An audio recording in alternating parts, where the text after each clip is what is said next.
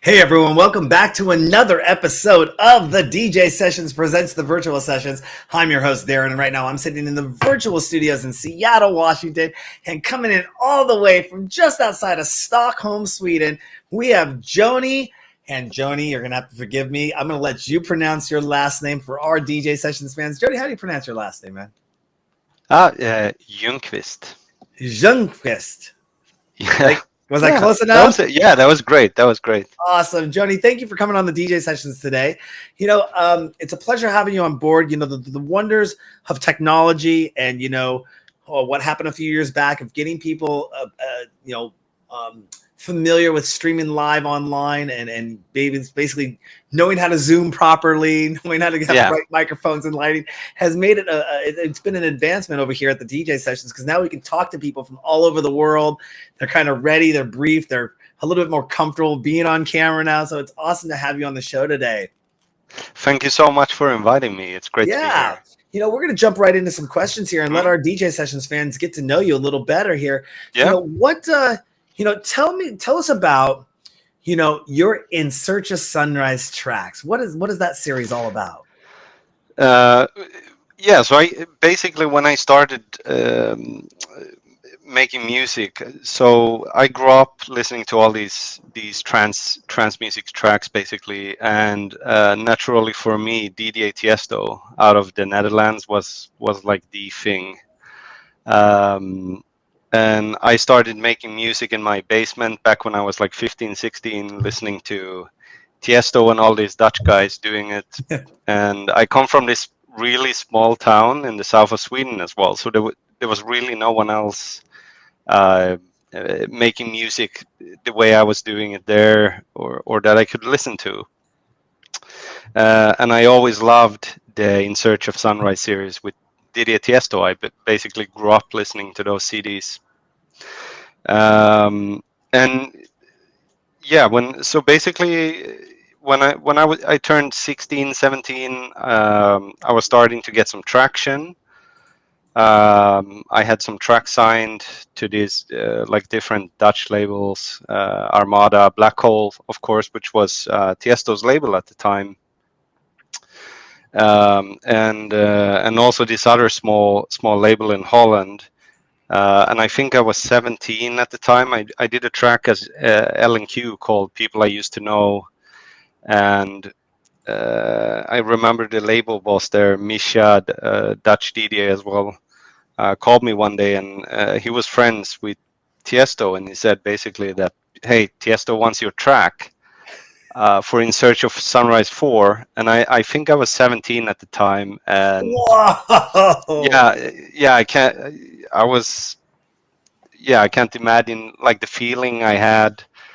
Uh, yeah, it was amazing. For someone that that you've looked up to, that you've listened to all your life, and for them to put like your track onto their mix compilation that I loved so much, yeah, amazing. What an honor. I mean, that's just, obviously I go back to the days of listening to Oakenfold and Tiësto back, my first, I think, electronic music album that I ever bought Yeah, was the Global Underground 007 one with Paul Oakenfold. yeah, It was a that's double also a disc brilliant one. collection. I mean, those are just classics. And then I ended up buying the Yeah, Sasha one, Danny Tangelia, Digweed one. Those yeah, Global Undergrounds are just such a momentous step for me into electronic dance yeah, music. I don't use the term EDM very often, but electronic dance music or DJs, curating a mix and just, to be at 7, I couldn't imagine what that would be like being 17 years old and having somebody at Tiësto just like, we want your track on my compilation, or want my track in yeah, this mix. What an honor. That's awesome. yeah. No, yeah, that was great, and I remember especially like my mom. Like, obviously I lived with my parents at the time, and they would be on me every time, like, hey, like most kids were finding summer jobs or whatever at the time. Huh? Um, but I had this feeling that things are things are gonna happen soon, hopefully. And I remember telling my mom, well, she didn't quite understand the impact of this, but I was very happy to say that you know, I, I don't think I need to find a summary of now anyway. And yeah, no, that was a great thing. That Yeah. was a great thing. Yeah. So, in addition to having that kind of help launch Yeah. your career, who are some of the other artists you've worked with in the past? I back in that time, I was on. I also released a bunch of stuff on like Ferry Corsten's label at the time. I did some stuff on Armada, Armin's label. Markus Schulz. Markus Schulz was the one who really the first track I ever got released was a track with a Norwegian guy called Terje when we were 16. We did a track called Fanatic that Markus Schulz used to do this thing on electronic elements called he had like a selection series that he put out on vinyl, and he signed our track Fanatic to be released on that vinyl series back then. So that's how I actually got my first ever signed track, and I remember that then Armin also playing that track on A State of Trance, and I remember I was in high school back then, so I listened. Yeah, I remember listening to the A State of Trance episode over and over, and Wow. I couldn't believe it. Marcus is coming to Seattle here in the near future. I really. Maybe I'll run up to him and say, "Hey, Joni says what's up." Yeah, definitely. No, he was a great support when I was starting up and giving me a ton of advice as well. Back then, we would use the MSN chat service. Yeah. So everyone was kind of talking to everyone there, and yeah, no, good times. If you could describe your music in 3 words, how would you describe the music you produce? Lush, melodic, and yeah, the last words hard, but I would say uplifting probably, or emotional. Let's say Emotional. emotional. Yeah, yeah. And now, are you strictly just a trance music producer? Is that your forte, your genre? No, I actually before I started with trance music, I actually played in a lot of bands and well, on a high school kind of level.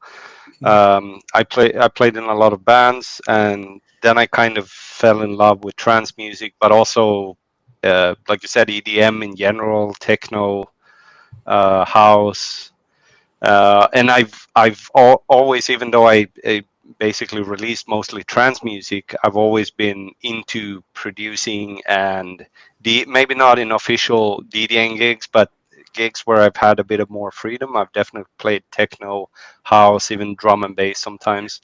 And in recent times, I've also ventured into more like ambient music, soundtrack kind of music, piano music.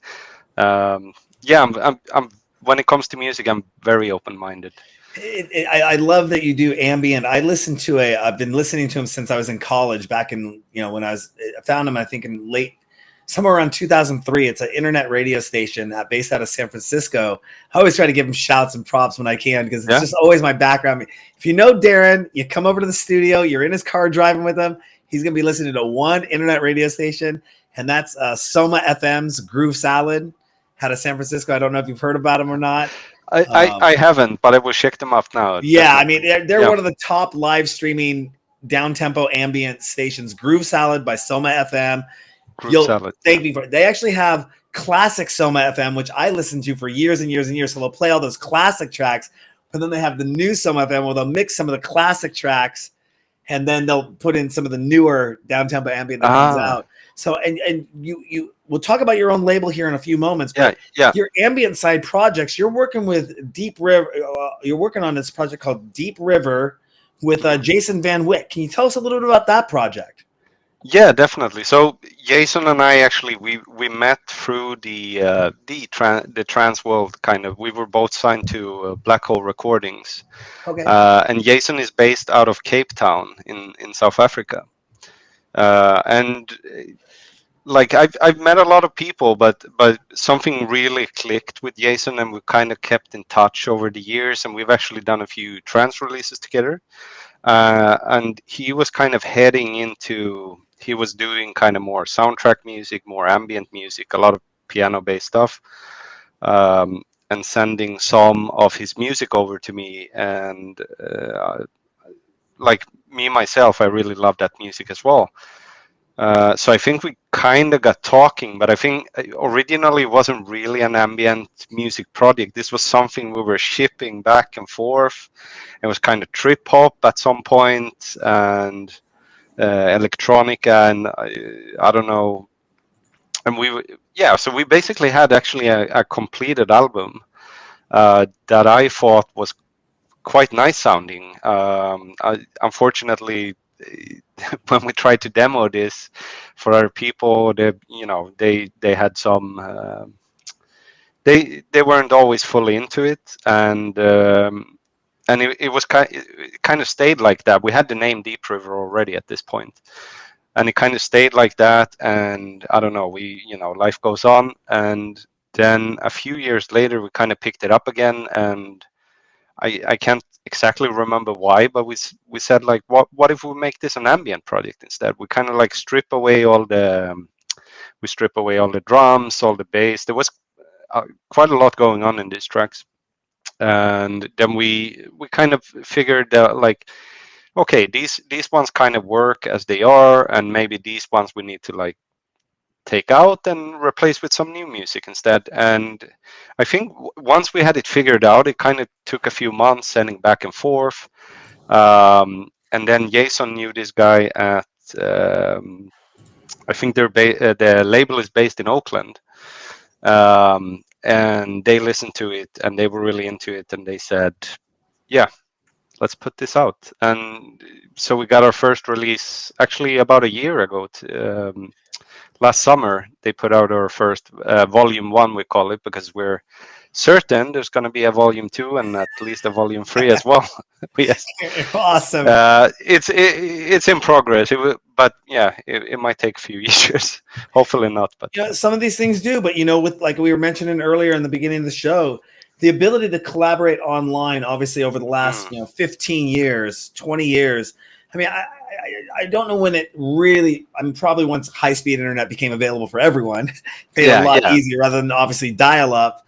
But even be able to video work, collaborate. You working with somebody, you're in Stockholm, they're in Cape Town, you're working with a label over in Oakland. I mean, just being able to collaborate. That's what I love about now. Previously I used to have to wait for DJs, producers to come to Seattle, and I'd interview them like on a red carpet kind of basis, and I might get 10 minutes with them.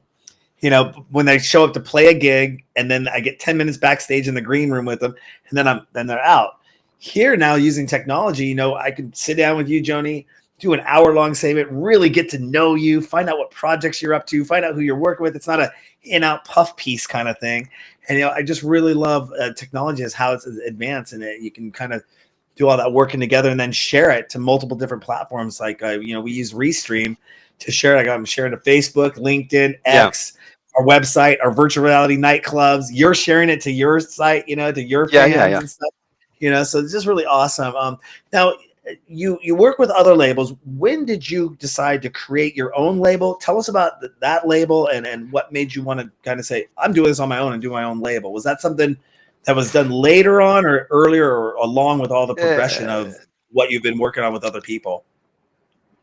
Definitely, it kind of came later on, actually, during the pandemic times, which is by chance kind of when I also got into making ambient music as well. So I was kind of making trance music and dance music, and then I, together with my partner, we moved to Bogota in Colombia, 2019. Yeah, and then the pandemic hit early 2020, and there was the full lockdown and everything. And I had like a ton of projects which somewhere, with time, I kind of grew into like these different tracks and kind of different sounding maybe than the usual stuff I would do, and also ambient music. And I had a lot of like these kind of old projects in different folders, and I was kind of trying to organize them all together and listen, is there something cohesive here? Is there something that makes sense? Um, and so I worked on that during the pandemic, put together some rymd, which is the Swedish word for space. And it was kind of like ambient tracks, soundtracky tracks that were centered on theme of space. And I thought like, okay, so I I hadn't really been into ambient music at that point. That was 2020, and I've always played with the idea I would love to put something physical out on my own. And to do that, I need a label. So I basically decided, I talked with my partner and I said, like, I want to put this out. I want to do it myself. I want to design the cover and handle everything myself. I just want to try it once. And so basically that's how JPL Music also became a label. And I created a cover. I sent masters to be mastered and got the pressings done in the EU, since we were gonna move back to Sweden. um, and then basically set up the label for it. And that was my own ambient album. Then was my own first release. And then I decided I might as well use this as well for dance tracks that maybe, like maybe they're not quite the same trance that I would do normally, but now I have this own outfit that I can use. I can just like, there's no creative, what we call, like, there's no one telling me like, no, maybe this is not quite what we're looking for. It's for better or worse, it's just me kind of quality checking myself. Um, so it gives this, freedom. And as you said, with the internet, basically you have access to everything now. You have all these streaming services and everything. So it just felt the right thing to do. It doesn't mean I will stop releasing music through other labels or so, but when I feel like it, yeah, I'm definitely enjoying it. I do realize there's Yeah. a lot of work, especially with when you do a physical release. I I have a lot of respect and understanding of people involved in the label business after doing that. But no, it's just nice to have my own outfit where I can kind of like, okay, where does this fit, or do I just want to Yeah. put it out myself directly to my fans? Yeah. I mean, that's great. And what's the name of that label? It's JPL Music, so Oh, JPL uh, Music. Okay. yeah, JPL hyphen music.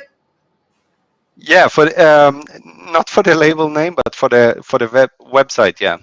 But if people want to find out more information, they can go to jpl-music.com, which is JPL-music.com. right down there. Check it out. Right down there, yeah. We'll get Perfect. that back in the show a little later on. Well, Yeah, that's awesome. nice. Are you looking to take on other artists? I have thought about it. I'm not sure. I'm not convinced yet if that's something I'm Mhm. gonna do. Um, I think I feel like I need a few releases on my own still to get like under the belt. But to kind of, I do want to get kind of a profile going with the label, and when I have that kind of set down, I guess we'll see where things go. So, in addition to the label, your ambient side projects, the trance stuff that you produce, you also do sample packs. Tell our DJ Sessions fans about that, and why sample packs are Yeah. really a good way to get started. What's the advantage of using sample packs rather than just trying to create things on your own?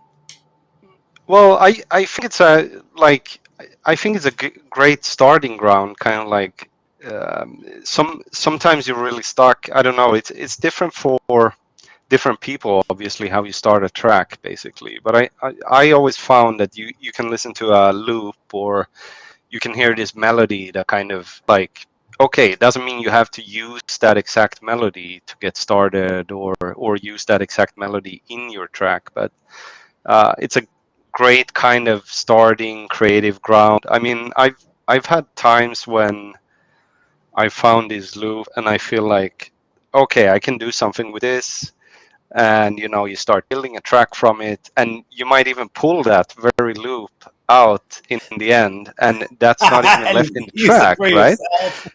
Yeah, who knows, right? But that I was that going to sell happens. this to a million people, but you know what? I'm going to use it and let a million people listen to it. Yeah, instead, who knows, right? So I mean, but yeah, I think it's really, and for me as a producer myself, I think it's really inspiring to make sample packs as well, because you can kind of push, you can challenge yourself to do stuff that maybe you normally would not do, and maybe have more fun with it, play with it a little, and see where that inspiration goes.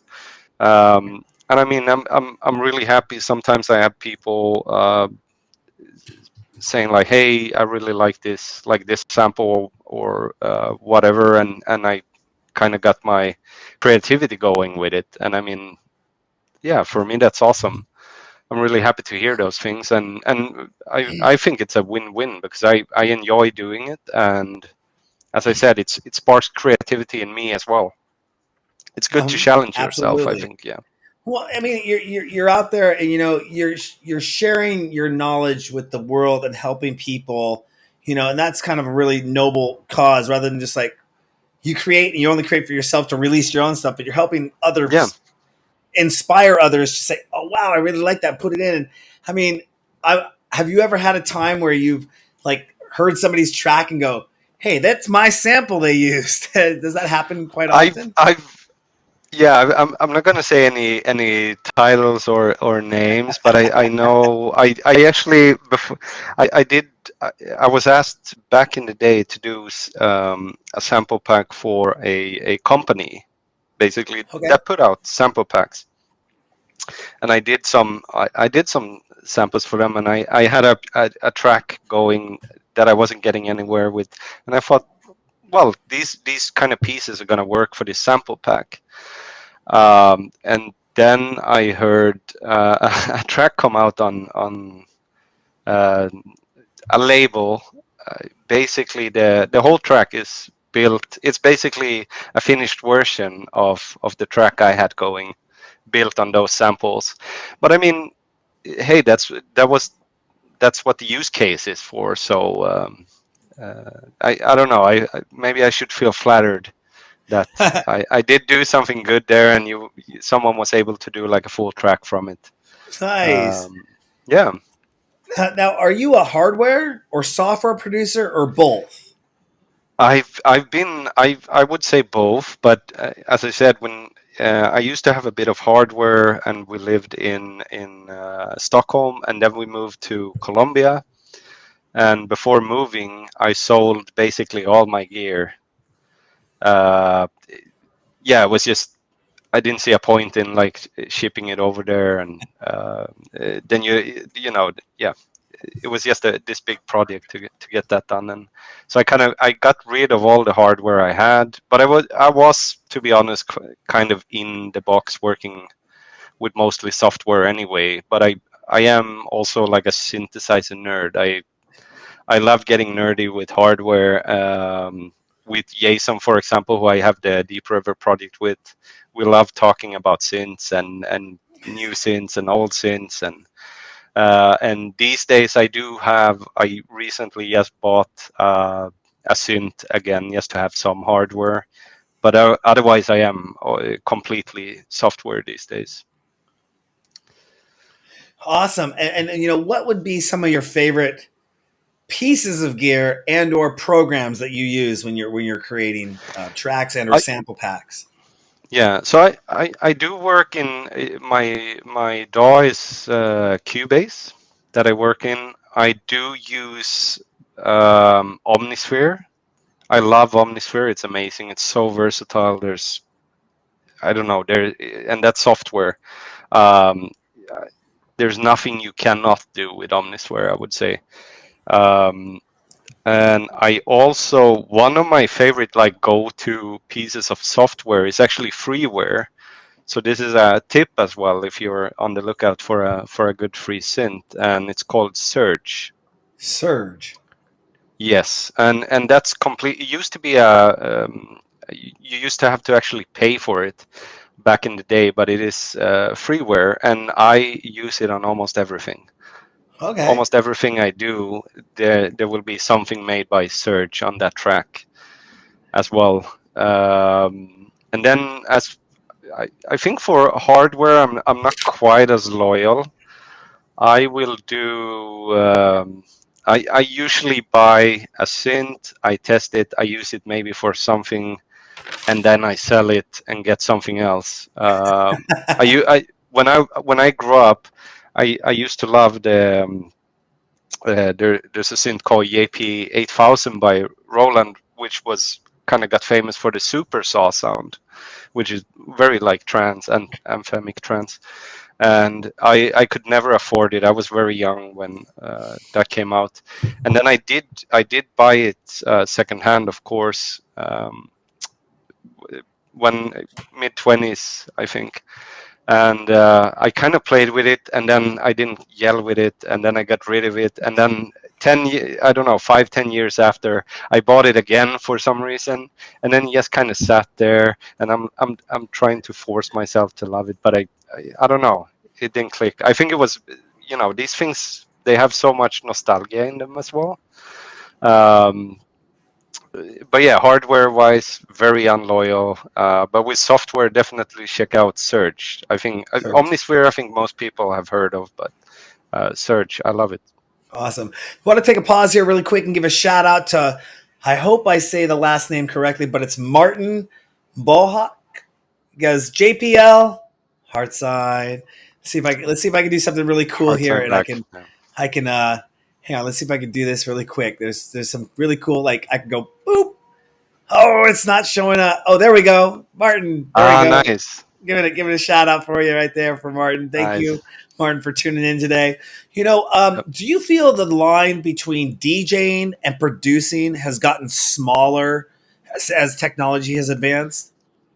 Um, I don't know. It's tough. Like I have like basically I was always the producer. I was kind of moved into the DJ area by necessity, or rather that you started getting noticed, and you start getting bookings, and then it was kind of like the way to do things was to DJ.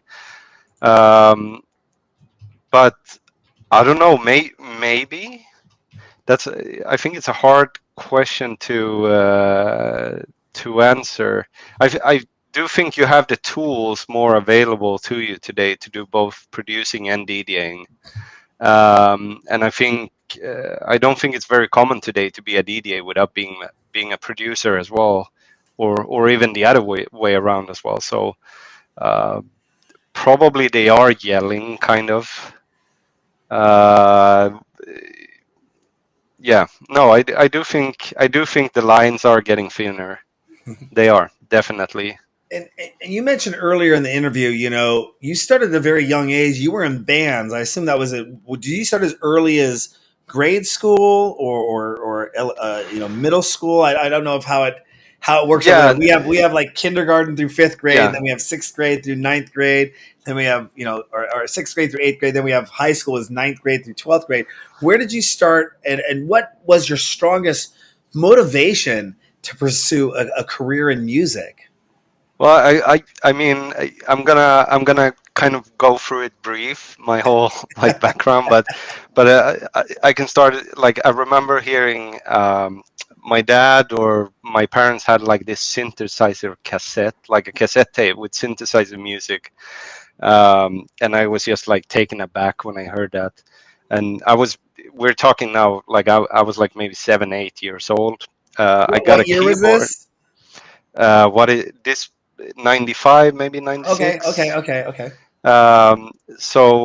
And then I got this keyboard, the kind of keyboard where there's a button you press and it plays like this conga music, or all bossa nova and all that like a stuff. Yeah, Casio, yeah, right? yeah, exactly.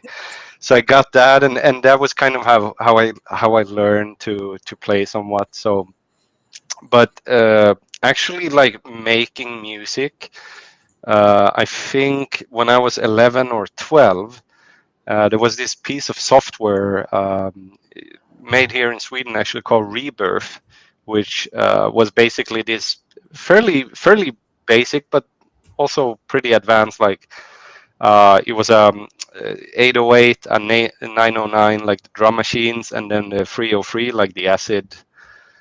Two of those, and that's all you had to make music. There were mods for this program as well to get access to different sounds, but we would sequence kind of music with this when I was 11 or 12, and we would then put these projects on floppy disks, very old school, and then like come to school and we would like, hey, I did this last night. You want to? Well, maybe not last night. We weren't allowed to stay up that late, but kind of doing this music, and we would change floppy disk, and then you could import the projects into Rebirth and kind of play each other's music. And that's my first like kind of proper making dance music. And then he just kind of went from there. And then I got access. I used to listen to all kinds of, like, I would get these German happy hardcore album compilations from like 95. I was into that when I was early teenager. And then eventually I ended up at kind of trance music, as I said, with Tiësto and all of that stuff. And then I was just, this is what I'm gonna do.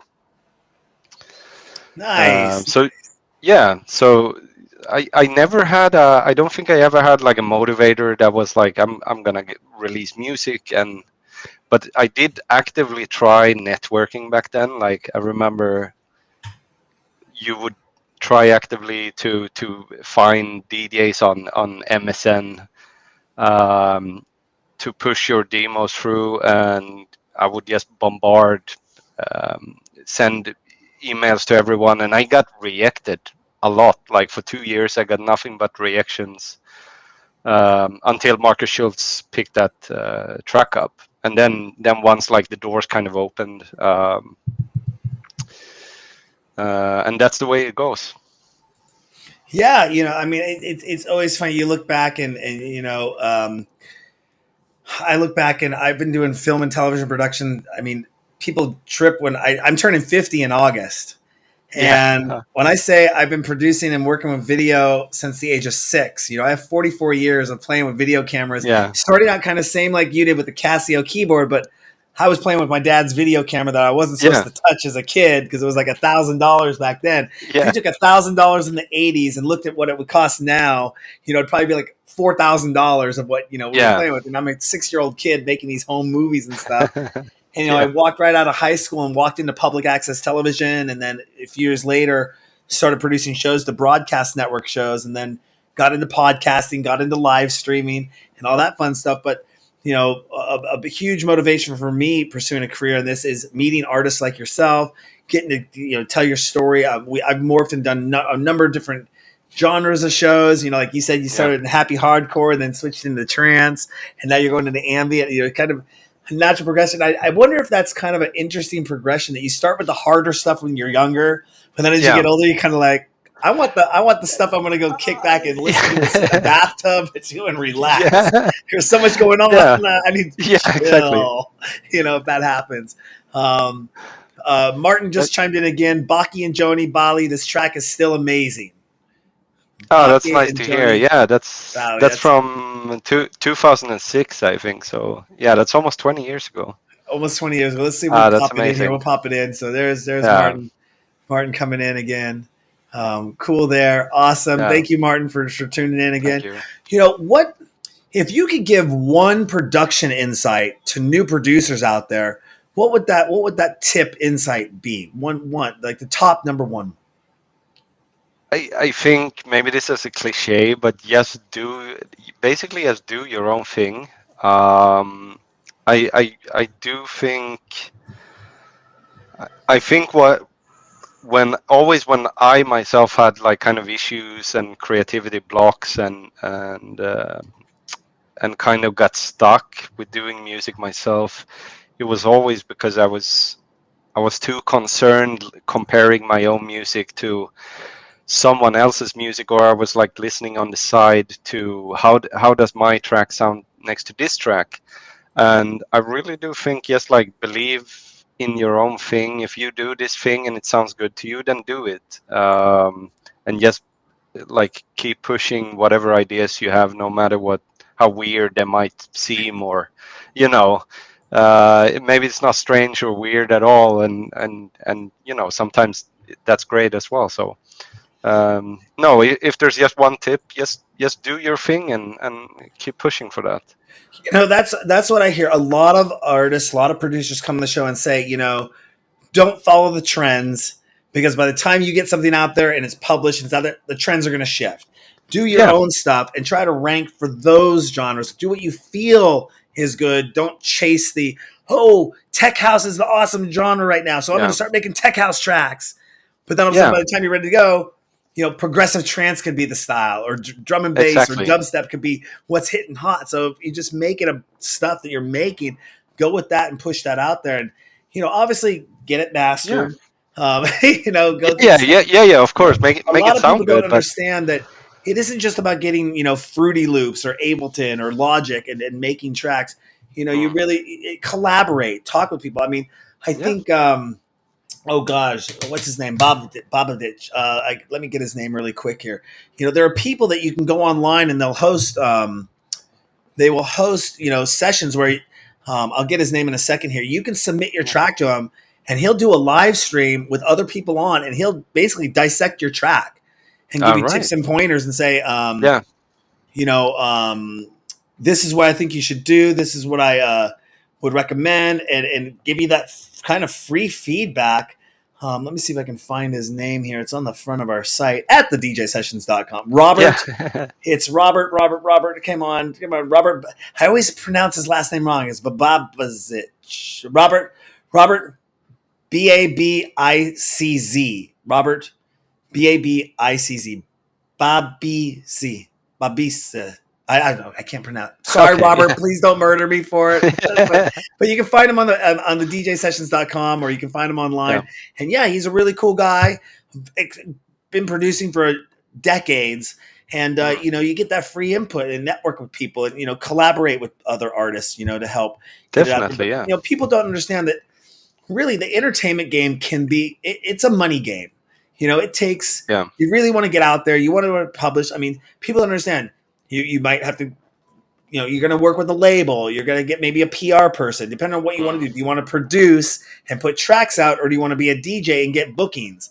You got to build your name up to be yeah, worth something, because you know you look at it, and if I'm in Seattle and I want to play San Francisco, what am I bringing to the table if I say go down and play in San Francisco? Am I going to draw an audience when they got 500 DJs they can pull from yeah, that are local, that might have 50 people they can bring and friends that are going to come to the club? Why are they going to yeah, book me? Are my socials up there? Are they up to par? Am I yeah, hitting some of the in the Beatport top 10 for tracks, and DJs are playing my music and I'm building an accolade there? Lots of yeah, different things and angles that when it goes into this entertainment realm. And you know I can empathize with other musicians when we were talking about hardware. you know Everything video cameras are hardware, video switches yeah, are yeah, hardware, computers are I am almost yeah, hardware centric, and there's software I can use to do stuff with. But mainly it's a lot of hardware gear that you have to invest in, and then yeah, yeah. you still have to distribute and get your name out there and market, and all that fun stuff. We're gonna pause here for a second, give a shout out to Jonas Wimmerstrom, coming in and saying "amaze balls." Let's get that. Let's get that. If Jonas, give you a shout out there. Thank you for tuning in today. Really appreciate it. So going back to the interview here, producing dance music or even ambient music, but I can dance to ambient music. Yeah, stands yeah, yeah. If it, you, it, it stands synonymous to spending countless hours behind the computer screen mm, sculpting your beats. Where do yeah. you find your free time to stay fit? Uh, uh, y- so, yeah. well, you take here and there. You make time for it. It's about prioritization, right? Like making time for things. And I think, well, for me personally, right now, it's kind of like yeah, it is a puzzle getting everything together, making sure there's enough time for well, for staying up to date, for staying with the music, and I became a father as well last summer. So obviously, I'm my great focus right now is actually being a dad. Uh, but yeah, it's definitely about like prioritization, making time for things, and Mhm. finding time for it. Definitely. Yeah, I mean, But even in regards to, when you're sitting down, you're sitting in front of the computer. If you're there 8 hours a day, I had a yeah. job once. I think I put on 20 pounds because I'd go down to the cafeteria, get my work, but I had a desk yeah. job and I'd eat at my Yeah. desk. Recently I just dropped. Last year this time I weighed 187 pounds, and now I Okay. dropped and I'm down to like 161 and healthy. And look, Yeah. people see me from a year and a half ago and they're interviewing me like, "Oh my God, you've lost so much weight. Are you okay?" And I'm like, "Yeah, I'm healthy. I'm doing good. I look good." But that can, yeah. you can put on pounds really quickly here. Jonas is But saying, give us a look at those abs, Joni." no, I, I don't. No, I don't think. I don't think. Come on, I told you anything can happen on the Yeah, DJ sessions. I'll There do we this, but go. Look at his I'll do this. abs. Yeah, there we go. Awesome. All right. Cool, cool, All right. cool. Yeah. Um, you No, know, I, um, I used to. Yeah, I used to do the gym, but I think at the very least I do have a pull-up bar I should put back up. So when I pass it, I'll do a few pull-ups. Uh, Maybe that would be a way to it, get it going again. yeah, no, I hear you. I have a gym upstairs in my building, and I need to All use it right. more often. But I like it because I work from home. I do everything from home, home Yeah. based office. But when I get on the phone, I walk around when I'm on the phone. I could probably be on an hour long conversation, be walking around my apartment Yeah. the whole time for that hour. Yeah, but If that I'm doing that 3 or 4 times a day, that's kind of my. I should track my steps and see how yeah, many because miles that's I there's walk probably a workout. Yeah. in my apartment. But we have a cardio gym upstairs. It's nice, a beautiful rooftop here. If you ever make it to Nice. Seattle, I'll love to get you on the show. Do you ever get fed up with making music? And what do you do to deal with that when you may hit a roadblock? What is your insight, or what do you do to kind of get recentered? Yeah, I definitely do. I've hit several times when like through since I started making music, it has happened that I like kind of felt like, oh, I'm completely, I don't know, drained with inspiration, and you can sit like and trying to force it for like an hour or two, but it really doesn't feel natural. And so yeah, it does happen. It happens quite frequently as well, and sometimes for longer periods and sometimes for shorter. But I think uh, basically a step away from it, do something else. Uh, Sometimes do something that's not creative at all. I don't know, go for a run, take a walk, read a book. There's everyone probably has a ton of things going on in their lives as it is. Um, so I think just stepping away from it usually helps to kind of freshen up your mind, and maybe you can come back to it. Or sometimes, like for me, it also works sometimes to. I said before, you shouldn't compare yourself to your own music to other people's music, but sometimes it also helps listening to other people's music, or letting someone else listen to your music and kind of give feedback, like you said before as well, like, hey, this works, but how about you do this here? Or yeah, there's an endless possibility today with the internet as well to get in touch with people. Um, so yeah, I guess those, or make a sample pack, that always works as well. Totally. Yeah. Yeah. Totally. I think, I know that sometimes I'll be working on something and I'll be so into it for 3, 4 hours trying to figure it out. And then you're right, just taking that step away, doing something else, making dinner, whatever, come back the next day and I've spent 30 seconds on it, and I go, whoa, it works. Yeah, and there Okay, you go. but Yeah, you're just so into it, you're focused, you yeah, just can't see it. And you yeah. take that break, you walk back and go, oh, click. What? It was that easy the whole time. It was right in front of me. That's kind of a very interesting, way things can happen, and help foster your creative process. Just taking that step back, step away, Yeah, stand definitely. up, all that fun stuff. If you could go back 25 years in music history, knowing what you know now, go back 25 years in music history, or go forward 50 years in music future, which way would you go and why? I think I would go.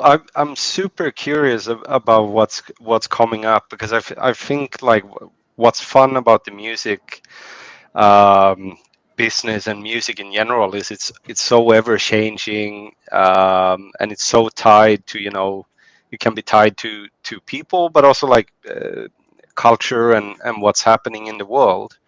So I think I would definitely go forward 50 years, just out of curiosity to see like what are those guys doing then that we couldn't even dream of now. As an example, I remember when I was studying, and I had a teacher say that they couldn't even imagine like cell phones. They they were thinking like how are you gonna like have, how long is the wire gonna be for you to bring that phone everywhere? And I think we have these limitations kind of that makes us almost blind to what is possible and what can happen in the future. So I would love to see what's up there in 50 years. Definitely. What's your take on AI in the music landscape? Um, I know Uh, people are using it for pictures and creating NFTs, and yeah. it is now entering into the music landscape. Mm, I've used it a few times for writing copy for websites, or yeah. I was at my mom's house the other day and hanging out with my friend and my mom, and they didn't know much about Chat GPT-4. And I typed in, make me a bio no less than 1,000 words about Darren Bruce, the executive producer of the DJ sessions. In seconds, it whipped out over 1,000 words Yeah. of me and my bio. And I was like, that sounds really good. I think I'm going to use that. Yeah. Yeah. Um, What's your take on AI in the music scene?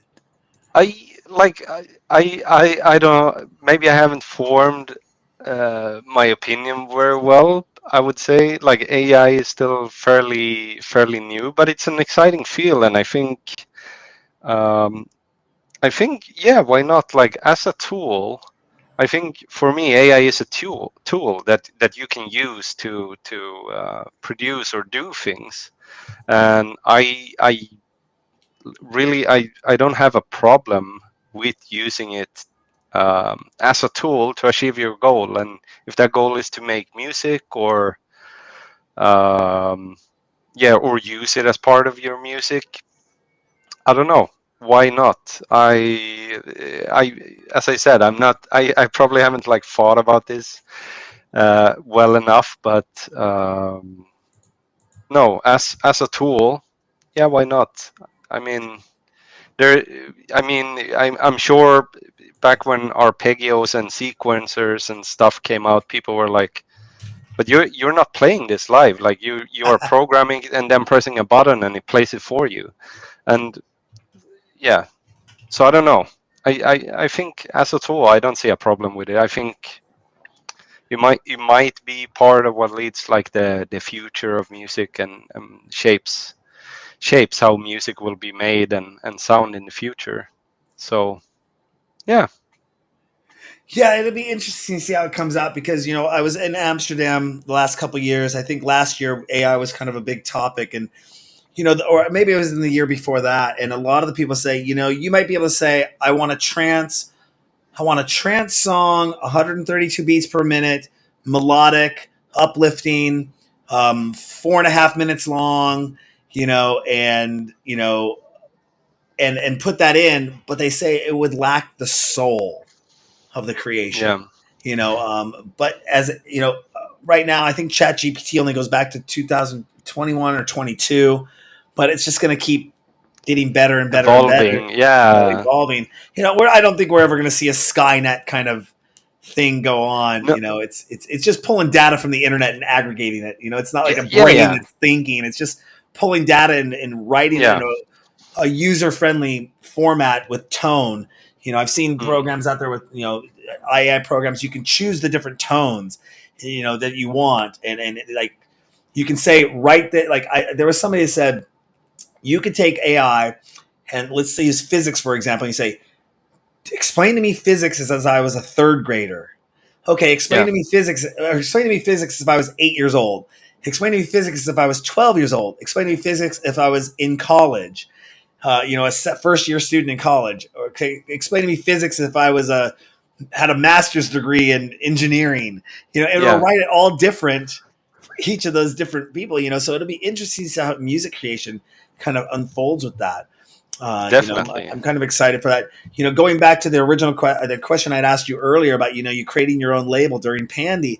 We've been toying about creating a label over here at the DJ sessions as well because some of our DJs, our resident DJs, are producers. And the question is what genre do we go with?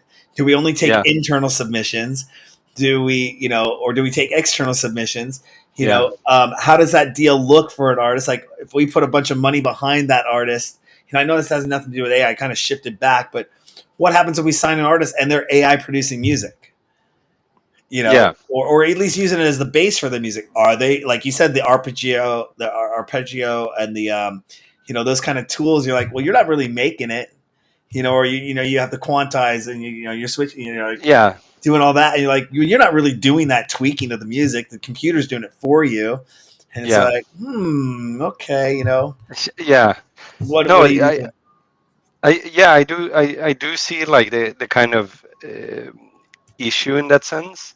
I think what I would be, I think I would use it to kind of, if there was a way to use it as a tool, as I said, to kind of add or put stems in that you could then use. I mean, uh, for example, loops or whatever, or give you an idea to start with. But I think if someone listens to my music, there's something there that kind of sounds like, okay, this is JPL or this is Joni, because he kind of makes music that kind of sound, or there's an identity to it that is me. And I think everyone kind of, going back to the soul part that you spoke about, that there's that kind of thing in the music. And then then there's the other issue, of course, like if someone just uses that to, as a prompt, and it just spits this track back out and you send it out. What happens if someone prompts it for the exact same thing and suddenly you have these fairly identical tracks floating around? Yeah, I don't know. I'm sure we will see a ton of discussions on this Yeah. in the future as this becomes more and more and more of a thing as well. Well, what's interesting is, I was doing some research because I built a website the other day, and I went to put the copy. I put, it was for our silent disco company. I said, "Hey, write me some copy for on silent disco headsets," and it came out sharp. I mean, I was like, "Whoa, this was awesome!" Because we do Mm, silent disco events, and then I was researching, and the SEO world is kind of up in arms because people are creating websites based on, I want to make a website. I'm a this kind of business. Write me 500 words of copy and use my keyword once every 150 words, and this is what it's all about. And it's out there that Google is monitoring AI created content. oh But wow. they're monitoring it. They're not discounting it yet, but they're looking for is false content. If you use Yeah. Chat GPT and it's actually informational content that is true and accurate about it, right now Google will not down rank you down for doing that. But if you're All posting right. false information or creating just junk garbage AI posts, Google will rank you down. So the official word is Google isn't sanctioning that right now. But there's tools out there you can take and copy and paste the website text into a thing and go, this was 100% generated by Yeah. AI. Or nope, this has Well, a human element to it. We can tell it was human. And I was playing around with that last week on, well, if somebody ranked my site, but I looked at it and go, everything in there is completely 100% accurate. So with Google, and this is Google's stance now, they might take a harder stance in the future. And everyone Yeah. that created their websites with AI, and all of a sudden you might be ranking page one, and it goes, phew. You wonder if they would be able to say, "Hey, did AI produce that track or not?" How would you Yeah. If the know?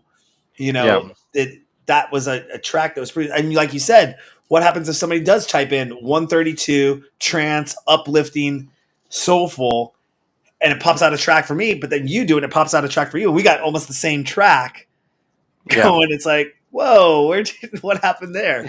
Yeah. So you got Exactly. to kind of make it unique. But even if you could say, make it for me in stems, and then you could take stems and then alter that stems and add the human element into it, that would kind of be cool, I guess. Yeah. You Yeah. know? That's what I'm saying. It's kind of like using it as a sample pack, or Yeah. just drawing inspiration or parts from it.